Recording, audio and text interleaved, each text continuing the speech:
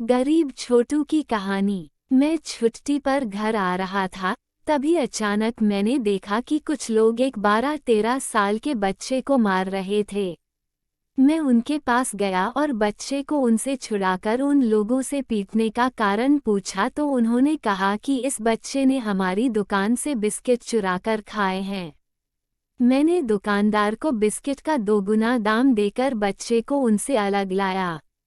मैंने बच्चे को पूछा कि तुमने चोरी क्यों की है, तो उसने कहा साहब मैंने चोरी नहीं की, मैं कल से भूखा था और भोजन की तलाश में इधर घूम रहा था कि अचानक मेरी नज़र दुकान के पास पड़े बिस्कुट के पैकेट पर पड़ी जिसे एक कुत्ता खाने की कोशिश कर रहा था।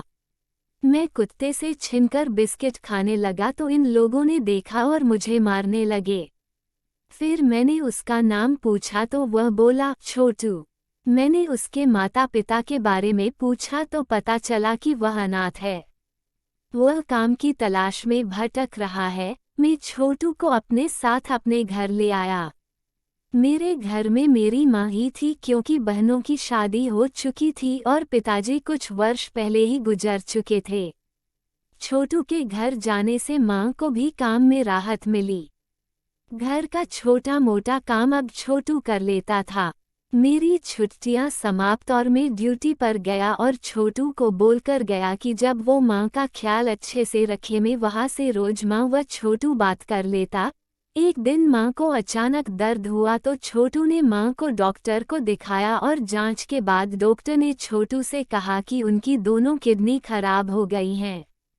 अब ये तभी जिंदा रह सकती है जब इसे कोई अपने किडनी दान दे। छोटू ने बिना कुछ सोचे समझे अपनी किडनी माँ को डोनेट कर नदी पर डोनेट करने से पहले छोटू ने ये कहा कि यदि माँ पूछे तो कह देना कि छोटू अपने गांव लौट गया है। सुबह हुई तो माँ जिंदा भी पर छोटू बहुत दूर जा चुका था। माँ ने डॉक्टर से छोटू के बारे पूछा तो उन्होंने ऐसा ही कहा जैसा छोटू ने कहा था। मैंने रात को कॉल किया तो माँ ने बताया कि कल उसकी बहुत ज़्यादा तबीयत खराब हो गई थी और छोटू ने हॉस्पिटल से उसका ऑपरेशन करवाया है। मैंने पूछा कि छोटू कहाँ है तो माँ ने कहा कि वह अपने गांव लौट गया है। मुझे दाल में कुछ काला नजर आया और मैं छुट्टी लेकर गांव चला आया। मैंने हॉस्पिटल जाकर पूछा कि माँ को क्या हुआ था और छोटू कहाँ गया तो एक डॉक्टर ने कहा आपकी माँ की दोनों किडनी खराब हो गई थी पर उस बच्चे ने अपनी जिंदगी देकर आपकी माँ की जान बचा ली। ये सुन मेरे तो होश उड़ चुके थे। मेरी आंखें खून के आंसू रो रही थी। इतने में एक डॉक्टर ने मुझे छोटू का एक अंतिम खत दिया जिसमें लिखा था कि मुझे पता है माँ के बगैर कैसे जिया जाता है। मेरी जिंदगी पर आपके बहुत एहसान है। मैं खुश हूँ कि मेरी जिंदगी से आज कोई अनाथ होने से बच गया और इतने दिनों में मुझसे कुछ गलती हुई हो तो माफ़ कर देना।